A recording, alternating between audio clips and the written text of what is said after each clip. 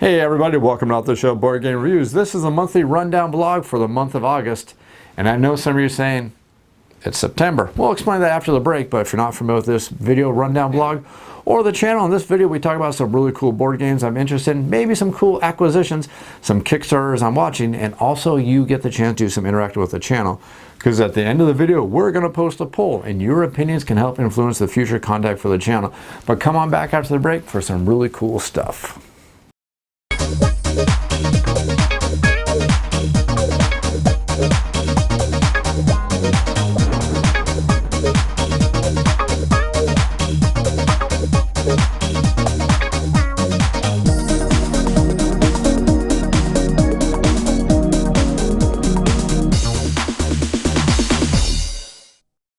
So before we get into things, I want to explain why the vlog for the month of August is late and why it's in September showing up.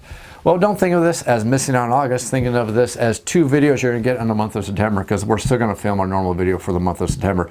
But the basic short version is my Surface Pro gave up the ghost, which means I kind of fell behind on my videos and my uploads and the content on the channel because I had to get a new PC and get everything set up again so I can keep bringing content to the channel. Now the good news is this gives me a chance to actually do a little modifications, and as my wonderful wife and son said, modernize the channel with my intro that, well, was about 7 years old now. So check out the new video, see what you think, tell me what you think about the new content, intros, and the new format. I think it looks a lot more modern, a lot more fun, but hey, give me your feedback and tell me what you think there. But before we get into the games I'm going to cover here really quickly, and there's some really cool ones we're going to talk about, got to talk a little bit of a negative. Unfortunately, the cost of getting a new PC and new equipment is forced me to return to Patreon. So I'm hoping that if you can, and if you're interested, you can think about checking out the channel and supporting the channel over on Patreon. That's patreon.com/OTSBGR. They might give me $1 in the tip jar. That can help me cover my costs and help keep the channel going strong. So first up on the games we're going to talk about in this video, we're going to talk about a game that's been horribly delayed for the video channel, and that's going to be Dawn of the Zeds. I know I promised I'd have a video review for Dawn of the Zeds up in the first week of August. Well, you know what happened. Computer went, yeah. So unfortunately that's going to be delayed. The good news about this is it actually gave me the chance to actually play Dawn of the Zeds a lot more. And my opinions have changed on the game. Some opinions have actually gotten better. Some opinions have gone down a little bit, but it's still a game that I actually greatly enjoy. Now, if you're not familiar with Dawn of the Zeds, and if you watch the channel, you have to be familiar with Dawn of the Zeds by now. Basically, Dawn of the Zeds is a tower defense game that's really pretty much modeled after the Walking Dead TV show or the graphic novel or various properties along that idea. But the basic idea is, you guessed it, you're trying to survive a zombie apocalypse, and this is done as a tower defense game. All the zombies are going to be coming and walking in, trying to take over the city, while our heroes try to do their best to save the city. The game plays from 1 to 5 players. Right out the gate, I'm going to tell you this game was obviously first come, first served, designed to be a solo game. And the 3rd edition added in some extra things like cooperative rules and actually some competitive rules. And if you watch some of the earlier videos, I told you I was a little bit iffy on the competitive rules. I thought it was a good addition to the game, but I thought, you know, well, this is not going to be the first game I'm going to go to as a competitive game. For a competitive game, for a group of gamers to play competitively. Basically, one person controls the zombies, the other players control the heroes. And I was a little bit iffy on it, but actually I got the chance to play the competitive version of the rules at level 3, which I had never done before, and it actually made the zombie player much more interesting to me, and it kind of influenced my opinions. Unfortunately, there's a negative of all this. The more I'm playing this game, the more the ugliness of the randomness of dice is starting to rear its head. I've had some really good games, but I've had a couple games where I just felt like I didn't stand a chance, and it was just because the dice were not in my favor. A couple bad box cards, a couple really bad rolls, and a couple really things I don't think I could recover from made me feel like the game, while it was really good and really enjoyable, and I would always play this game as a solo game, as a cooperative game, and especially as a competitive game, that aspect kind of made me a little bit bothered. Now, I'm not going to say it's negative totally, because I still will recommend this game. You'll see all that stuff when I talk about the game itself, but it has influenced my opinions, and maybe it's a good thing this video has been delayed, because it allowed me to actually get some really good plays in. I'm getting close to 20 plays of this game now, and I think I can give a really solid opinion of the game at this point. After filming Dawn of the Zeds, the next game I want to actually do a review on is going to be The Colonists. Now, The Colonists is an absolutely epic game. Well, if you don't believe me, it says right on the title, epic strategy game. Okay, that's a really poor excuse. But what the Colonists is this is a strategy game. On the surface, it looks like a typical soulless, heartless Euro game about balancing checkbooks, controlling resources, and trading resources in the most efficient way to get better resources to upgrade your engine and eventually win the game. Okay, that's kind of what it is, because this is a resource game. It's your typical Euro game, but one of the things I really enjoy about the Colonists, aside from the fact that it actually has some good solo rules in it, is the fact that this game actually really does feel like a really epic game, and the fact that this game plays so differently every time you play it. And after you get past the fact that it is just another Euro style game, there are some really cool things about this game that are really, really awesome. First of all, one of the cool things I like about the game is how the board is going to be changed every time you play it. You can't even really call it a board. It's like a mutable marketplace where you can take your pawns and you can move all across these different locations, and you're going to use these pawns, and these pawns are only going to give you a certain amount of actions every single turn. And you can build up the board, you can move your pawn around, and the where you move your pawn decides the actions you're going to take. Well, on top of all that fun, you're going to have your typical board that you get to use where you're going to control all your resources. And you're going to involve the resources, trade, sell, barter, do the typical things we do in our Euro games to go ahead and build up your empire. But what I think is so interesting about this game, and what I really enjoy about this game, is this game is played over eras. Now, you play this game over 4 eras for the really long game, which is probably going to easily run you about an hour to an hour and 15 minutes per player. And even a solo game is still going to run you about 4 hours in the 4 epic game, because it just is one of those games that takes that long. But if you're looking for a really fantastic game that is just going to engross you, really get you involved in the game, and some gameplay that evolves so fantastically, with a board that's going to evolve as you play the game, with resources that are going to evolve as you play the game. And the other thing that I really like about the game is you're going to get various different decks of cards, and these different decks of cards are going to be associated with different ages. So as you play the game has an evolving feel to it, which makes it feel a lot less like your typical solos Euro, and more like an evolving game that keeps changing and mutating as you play the game, making you change your strategies up, the way you're going to play, and all these wonderful things are going to change. Add into the fact that while this is listed as the epic game that you're going to play over 4 different eras, you don't have to play the 4 eras if you don't want to. If you want to play a quicker game with a good amount of variety and some good strategy, you can decide to play less amounts of eras and still have a good, solid game that plays really well over those limited eras, but still gives you a really strong feeling for the game. I really, really greatly enjoy this game. This is a game that I really enjoy playing with 4 players through all 4 eras. And yes, I know you can easily look at this and go, my God, man, that's a 6-hour game. But hey, if I'm playing an awesome game with my friends, I don't care if it's a 4-hour game, a 6-hour game, an 8-hour game, or a 12-hour game. If we're all plugged in, we're all having a heck of a lot of fun. That's never a negative. I don't judge my board game playing by how many games I get in one night. I judge my board games by how much fun I had during the entire night just playing games with my friends. Next up, we have Blood Bowl. Now, Blood Bowl is a game that has always been near and dear to my heart. Blood Bowl is one of those games that will forever and ever be in my top 10 board games of all time, for a simple fact that it includes so many things that go in just to making an absolute fantastic, enjoyable gameplay experience. Because it is a board game, it is also kind of a beer and pretzels game, it's also a campaign game, it's also a game that offers so much variety, so much replay, and it's a game that's never going to play the same way twice. So if you're not familiar with Blood Bowl, what is Blood Bowl? Well, it is literally fantasy football, because each player is going to control a fantasy team. Whether it's your fantasy high elves, your fantasy dark elves, your fantasy dwarves, your fantasy humans, your fantasy orcs, or in the case of the newest team, your fantasy goblins. And you're going to try to go through an entire football league season and try to come out and win the Bloodweiser trophy. Yes, this game has a whole bunch of puns and a whole bunch of parodies based on traditional American football. I guess I should say Blood Bowl is American football, not European football, but just if you're not aware, yeah, it's American football. And the game does a fantastic job of parodying it. It's been out since the 80s, and some of the early parodies have just included things like original teams called like the Dark Side Cowboys. Okay, we know what team they're kind of making fun of over there. Or the Reichland Reavers, we know what team they're trying to make fun of right there. And the Giants, well heck, we really know which team they're making fun of with that right there, because we know who the New York Giants are. So the game has a whole bunch of puns, but the really cool thing about this game is the game is designed with teams that are built over tiers. You have a vast majority of the teams that are, we would call basically tier 1 teams, which means they're all really balanced against each other. Then you have your tier 2 teams, which are not quite as powerful, but they're made for players who, if they know how to play those teams, they can go head to head with the tier 1 teams very, very easily. They just have much more strong strategies and much more deeper tactics that you really need to evolve and learn how to play those teams. And some of these teams require you to get some good progression before they start coming into their own. So some of them may be teams that start really slow and may lose a couple of the early games, but as they go on, they're going to get more powerful, making up for the deficiencies they had early on. And then we get to the tier 3 teams, like the goblins and like the halflings.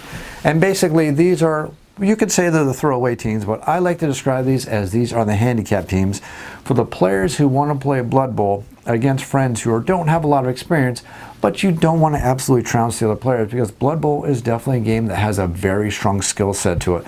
And understanding the concepts, the rules, and how everything works in the game can really make you a really good Blood Bowl player or a very poor Blood Bowl player, and that's what's really cool about it. So the newest team to come out is the Goblins, or they like to refer to them as the Crud Creek Nose Pickers, or the Snotlings.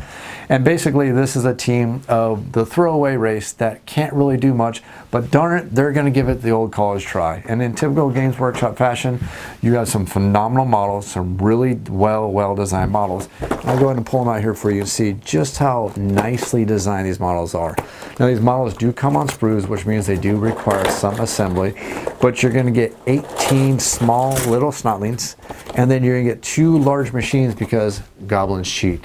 Yes, they do. Goblins cheat a lot. That's how they win. You know, you gotta do something to win. But you're gonna see that these models come on these little sprues, and these sprues are actually pretty darn well designed. Now I hope the camera can pick them up on you. Probably won't be able to pick them too perfectly, but these sprues are actually really well done, and there is a lot of details in these goblins. You have a goblin who is on some pogo sticks. You have a couple different goblins on these little gas giant type creatures. And if you're not familiar with the Warhammer world, it's probably not going to make sense to you what these little creatures are. But they are not push to fit, so they do require a little bit of gluing, but these models are so darn fantastic, and they have so many minor details in them, which makes the Blood Bowl models so fun to put together, so fun to paint, and so darn fun to play with.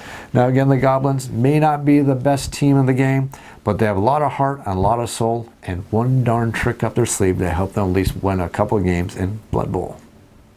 Next up we have Blackstone Fortress, and Blackstone Fortress has finally reached its swan song with the final expansion for Blackstone Fortress. Now if you're not familiar with Blackstone Fortress is basically the spiritual successor to a game which was a spiritual successor to a classic game from the 80s, and basically I'm talking about is Warhammer Quest. Warhammer Quest is a game that is much loved and much appreciated even today in the modern 2020s, a game that's almost 40 years old now. I think it's probably about 34 years old at this point, if I want to honestly go from memory. I think it came out in 85 or 86. But basically the idea of Warhammer Quest is this was a solo dungeon crawl or a group dungeon crawl style game where you were exploring dungeons, going on various quests, and leveling up your heroes in the Warhammer universe.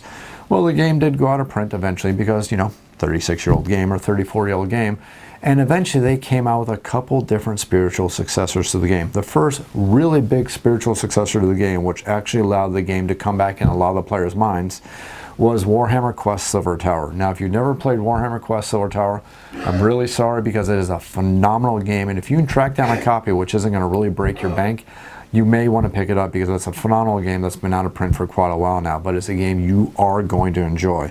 It's a really well-written story, really fantastic gameplay, and some really good variety where you get to pick a couple different heroes and go through an entire quest line trying to defeat the Gaunt Summoner and go through the quest in his horrible Tower of Doom. Cool thing about the game is pure co-op works so phenomenally. Unfortunately, the follow-up to it was a little bit less received, because what they try to do is copy the mechanics of some other games from the 80s by having it be a competitive game with one player versus a group of heroes. And that was the Shadow Hall. Oh boy, I'm going to forget the name and look really bad here. I believe it is Shadow Hall or Shadow something. Oh my gosh, somebody help me here. I'll leave a comment in the YouTube or in the video comments right here, letting you all know that I haven't totally lost my mind. But basically, that was an expansion that wasn't quite as well received, and it definitely disappeared from the shelves very quickly. That was very quickly, or maybe not quickly enough for some of us, followed up by Warhammer Quest Blackstone Fortress, which took the traditional Warhammer Quest Silver Tower basic mechanics and brought it into the 40K universe. And we've been enjoying this game for quite a few years now, and this is officially the final expansion for Warhammer Quest Silver Tower. In this expansion, the Warhammer Quest Silver Tower, the Warhammer Quest Blackstone Fortress expansion Ascension, we get our final run on the tower itself. Now this expansion may on the surface appear to not be that great of a deal because you're spending nearly $100 for what looks like a rule book, some extra cards for some enemies, and some extra cardboard to help build our maps, some more AI cards, some more cards to build up the dungeon, and some extra random encounters, and 2 extra large oversized enemies. And some of you may go on, well, that's it? Well, that's not it. Without revealing too many secrets, that's only half the contents of what you're going to see. So what they have done here, without removing too many spoilers, going to cover that really quickly, is you now have this expansion which is going to evolve with a whole bunch of secrets and a really cool evolution. Now, I haven't had a chance to go through this yet. This actually just came out this weekend, and I am really excited to go through this. First thing I need to do is I need to build the models up and get them painted because I want to play this game with my models painted because it looks so much better on the table here. But from what I'm understanding, without spoiling too much right now, is you're going to start with a very small quest, which is going to take you literally into the edge of the abyss. And you're going to start with your very short introduction and your story and your evolution of where the Blackstone Fortress is currently sitting. So explain to you some extra things are going on, and it's going to begin your quest into this final assault into the ascension of the Blackstone Fortress. Once you get through this, something else is going to unlock, which is going to allow you to start slowly adding all these extra pieces.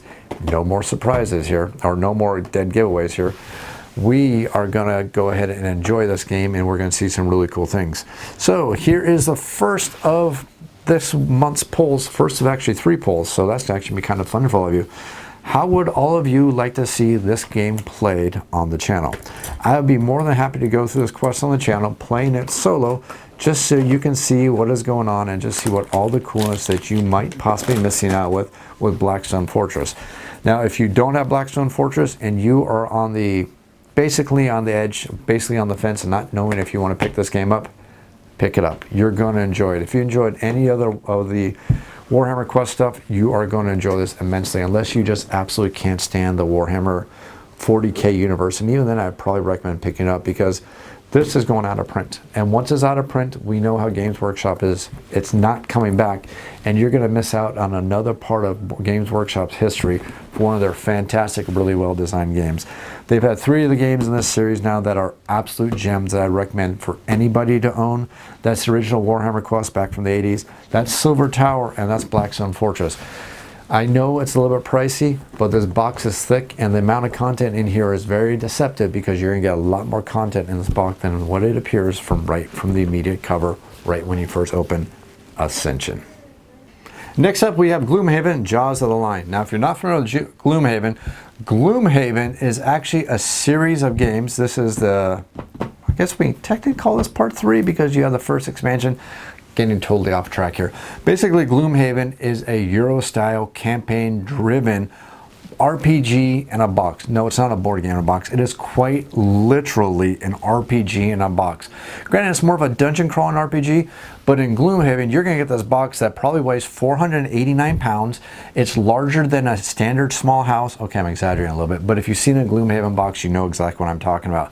The idea of the game is you're going to play the game with up to 4 players. It is a fully cooperative game, and you're going to go through a full campaign system where you're going to make decisions that are going to affect the storyline, how the game is going to evolve, and how the map is going to evolve. Because at the beginning, you're going to start with the city of Gloomhaven and 1 dungeon to go visit.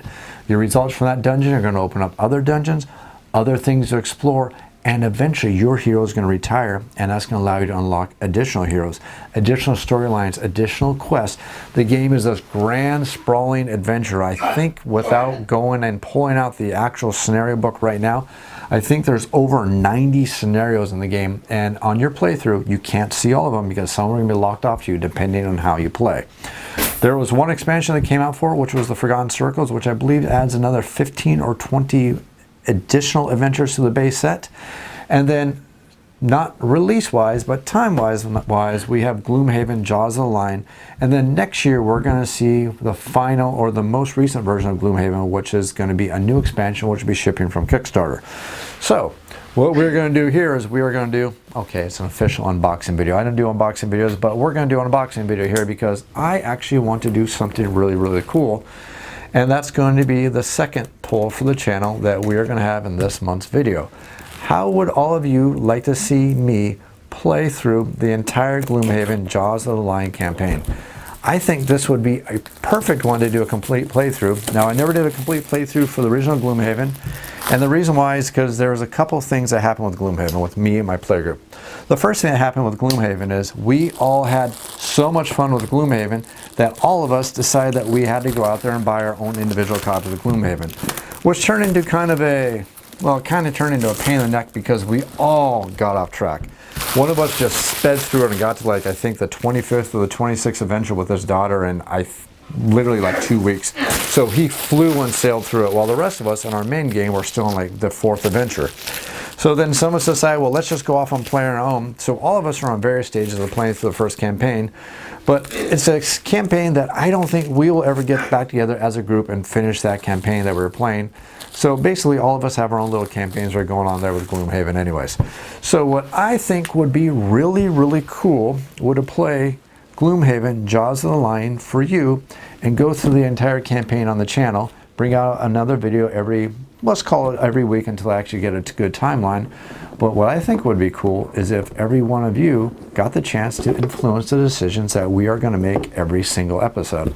So I will play it. This is my idea so far. Give me your feedback. Let me know what you think.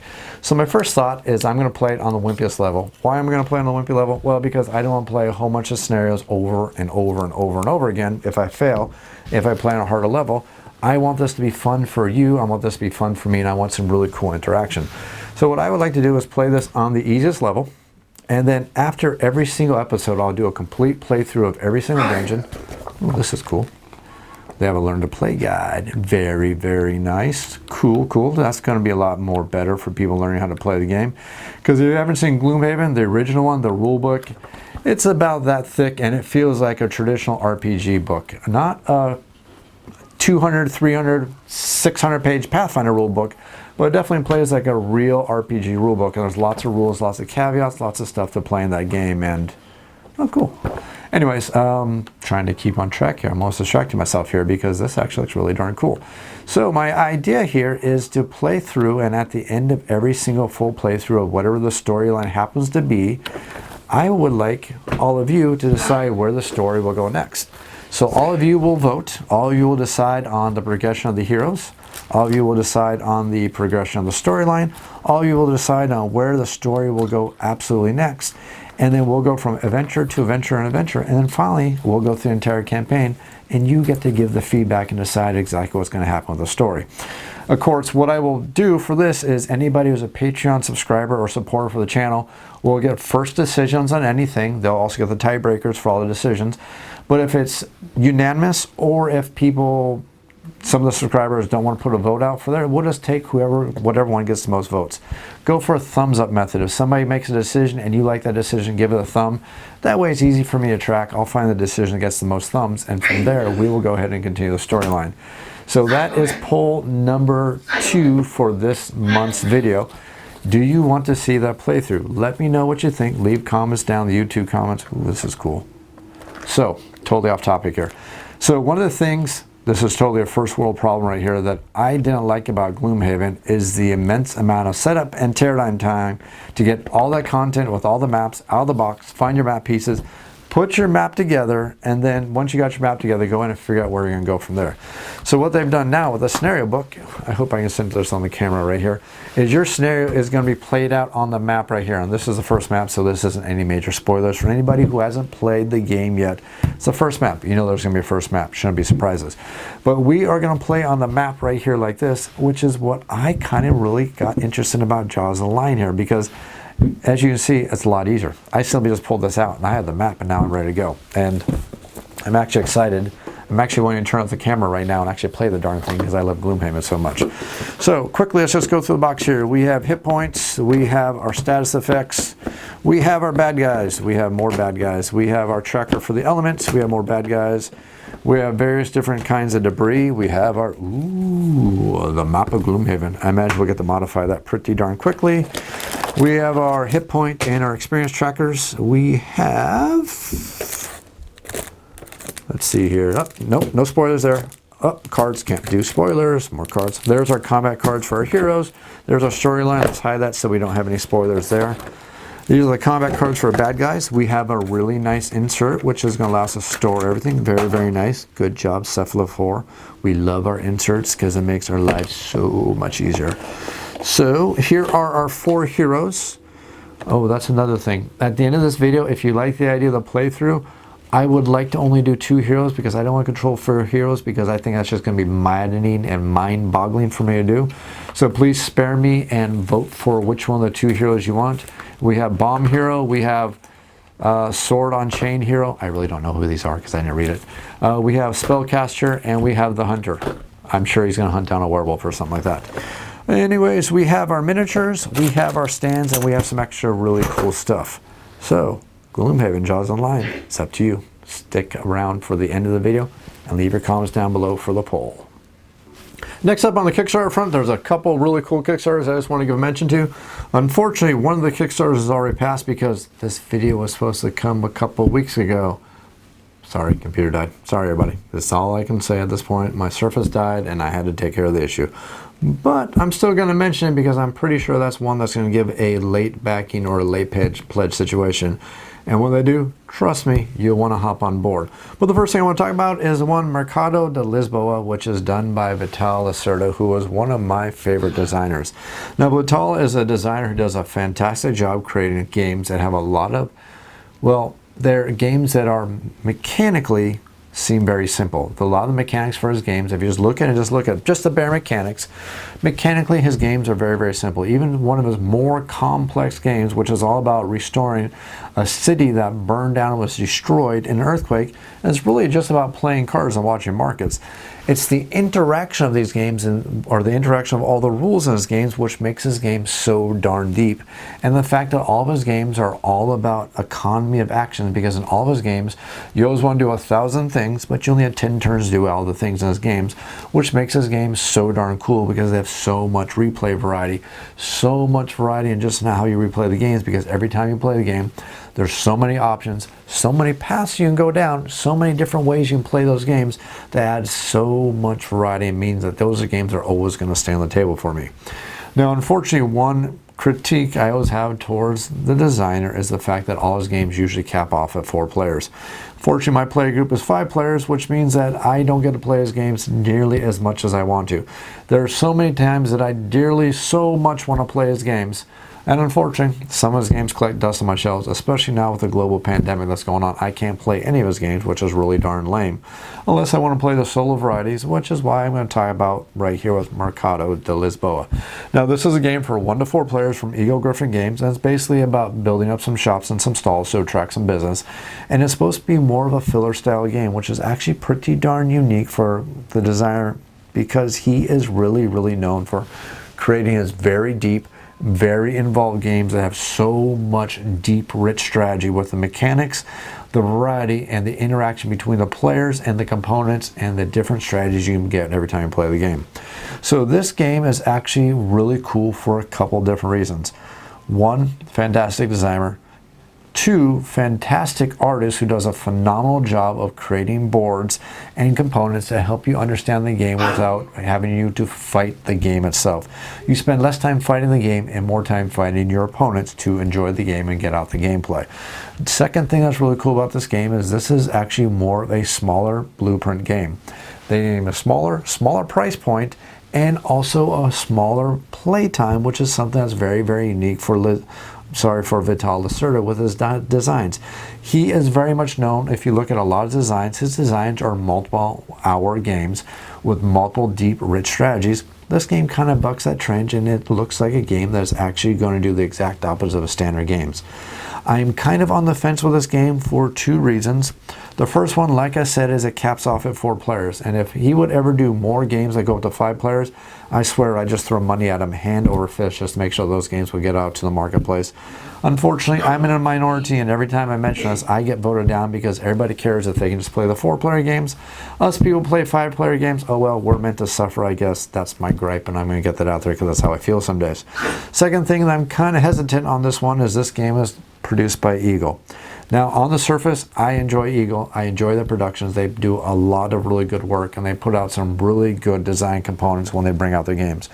Unfortunately, I live in Alaska, and Eagle is using the most draconian, most out-of-touch shipper that I ever met, which basically means anytime I want to order a game from Eagle Griffins, I have to be ready to spend about $60 in shipping, which I find absolutely ridiculous. And I'm actually at the point now where unless it's a game that I just have to have, or unless there's something about the game that I just have to have, I'm kind of backing away from the project at this point. And I've tried emailing Eagle Griffin multiple times, and I explained to him, look, I've gone down to UPS and USPS, and I've asked how much does it cost for me to ship from my house to this address where I know the Eagle Griffin happens to be located because it's on their website.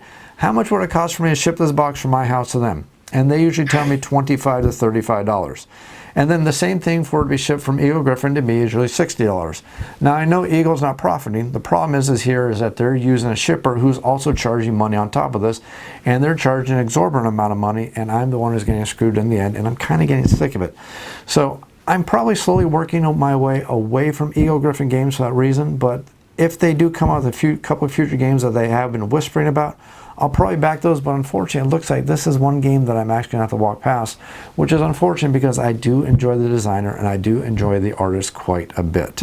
Now, the other thing that I am actually interested in also, and I actually backed, and unfortunately I'm not logged in so you can't see it, but this is one I did back, and this is going to be Dungeons & Lasers 2nd Edition from Archon Studios. And if you are an RPG player, or you are a miniatures gamer, or you are anybody who just wants to spice up anything out there, such as people who play Descent, or if you play Dungeon Crawlers, or you want to spice it up at all, this is where you want to be throwing your money, because what they've done is they basically have brought out the idea of companies like Dwarven Forge, who bring out a really high quality product, but it's a little bit of a pricier product. Basically what they've done is they brought out a modular tile system which allows you to build dungeons, allows you to build caverns. Oh, no, sorry, not quite caverns. That's actually one caveat I have about this, and I'll cover that in just a second. But they have temples, they have dungeons, they have crypts, they have torture chambers, but they also have futuristic things, and this is what's going to be cool for people who play Warhammer 40K and also for people who play Kill Team, because you can use one of the futuristic dungeon layouts here. I'm going to keep using the term dungeon, you know, space dungeon, fantasy dungeon, it's still a dungeon. But if you play some of those games, or even the one that I really, really want to do is Necromunda, because I think this is going to marry with Necromunda so fantastically, because you're going to play out your Necromunda board, you're going to get these walls and these tiles, you're going to build out your Necromunda board, and it's going to look really freaking awesome, and it's going to replace some of the cardboard and styrofoam I've been using for my Necromunda games. Heck, once this shows up my door, that styrofoam's going in the trash. Sorry, recycle bin. I'm environmentally friendly, I'll do the right thing. But if you are looking for a modular terrain system, this looks awesome. Basically, you have these modular terrain pieces. You have these smaller squares and you have these larger squares, and they have a pin system and a locking mechanism that allows you to build up things. Now, if any of you are fans of Mantic games, and Mantic does put out some pretty decent productions, they have some that are better than others, but you may remember their very first version of Dead Zone that they put out on Kickstarter, and I think that was in 2014 or 15. But they had this really cool modular terrain system which allowed you to build these buildings, and it felt more like fab style buildings, which felt really futuristic, so it matched at the time. But the cool thing is you can build up these buildings, and these 2- and 3-story buildings, and build up these really cool battlefields. And that was one of the really cool things I enjoyed so much about Dead Zone, was building up my world and my not Warpath, because that's basically their sci-fi world, their version of Warhammer 40K. But in their Warpath universe, you can build up these these sci-fi worlds with that modular terrain. And this looks like it's actually taking that idea with terrain that clips together and it evolves it, because the clips that were available for the Dead Zone, they weren't quite done that well. It almost seemed like the little clips were made just a little bit too big to go in the little slots they're meant for. So you basically end up eventually having to glue everything, which means you end up making a whole bunch of little smaller dwellings and buildings, glued those together and allowed you to stack them on top of each other in various different ways to make cool terrain. So it was a really cool idea, but it wasn't quite as fleshed out as this one is. And if you look at this one, I'm going to zoom in here. Please don't go seasick. I'm not trying to make you do so. But this is what looks so cool here. They have this cool little clip system that actually looks like it's not going to be so darn mandatory to make sure everything fits just perfectly, which is where the Dead Zone stuff failed, is because it had to fit so perfectly, and that modular terrain just didn't fit together too well because they just made it you basically had to sand everything or glue it. And even if you sand the things, the way the clips were made, once you sand them, they didn't fit too well anyway, so you're basically stuck with gluing. Looking at this, looking at the design, I think that these people have managed to get the silver bullet, which is going to allow you to make some cool modular terrain for Dungeons & Dragons, for Warhammer 40K, for Necromunda, for your Space Hulk, for any one of these games, or Descent fantasy games. If you want to do any of these things, this is going to be awesome. So I am wholeheartedly jump feet first into this. I am so looking forward to this. Now, I imagine that they are going to offer a late pledge for this because they actually have two tiers going on right now. One is you can back and find a way to get the stuff shipped here in a couple months. If that's true, oh my gosh, that's going to be awesome. And even if it's not true, I'll just have to wait till next year. But the fact that they're offering a secondary run, that's everything that's going to come out next year, makes me think that they are going to be pretty quickly start offering some kind of late pledge. So look in on this. The company is called Archon Studios. They're a company from overseas, across the pond from our friends across over on the other side of the Great Water there. But what they have here looks awesome, and this is going to be a heck of a lot of fun. So we're going to close out the video here with a third of 3 final polls here, and we're actually going to basically kind of base it off what we just saw here. So I've been playing RPGs a lot more. I am playing basically Dungeons & Dragons on a weekly basis with my friends. Thanks to COVID and all these horrible things going on and the social distancing, we can't get together at the tabletop quite as often without having extra precautions in place. So playing RPGs such as Dungeons & Dragons using Fantasy Grounds and using Skype is just so phenomenally easy, and it's just so darn awesome. So final 3 polls. How would you all like me to start having a little segment in the monthly vlog where I talk about tips, tricks, and tactics for RPGs? Or I can even do some little bit of some ideas on how to get into RPGs. Basically, I can take some ideas from how to DM, how to run campaigns, how to spice up your adventures, how to help get a campaign started, how to handle problems, deficiencies, tricks, tips, anything like that. Basically, what I would do is I pick a little segment every single month, cover a topic that all of you are asking for, and I'll give you some of the tips and tricks that I use. I've been playing RPGs now for, I'm going to tell you how old I am here. Okay, 30 years. Okay, you didn't hear me say that, but yeah, I've been playing RPGs off and on for 30 years. I've been playing RPGs all the way back from 1st edition Shadowrun. I remember basic D&D. I remember 2nd edition D&D. I remember World of Cinnabar. I remember the original GURPS. I remember the original Champions. Well, I don't remember them because I still own them. But I remember all these, and I have some pretty good experience. And I think that if all of you are interested in that, that is something we can definitely add to the channel on a monthly basis. So, I hope you enjoyed this video. I hope you enjoy the monthly rundown vlog. If you have any comments or questions, make sure you leave them down in the YouTube comments down below. I'll get to them as quickly as I can. You can also feel free to email me at offtheshelfboardgamereviews. That's otsbgr@gmail.com. If you enjoy this channel, please think about supporting the channel. Your support can help keep the channel going, especially with mounting costs that I cover myself because this channel operates without sponsors, so all the costs come out of my pocket.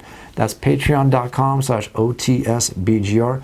You can help keep the lights on. If you enjoy this video, if you enjoy this video series, if you enjoy this channel, click that like button, click that subscribe button, and as always, thanks for watching.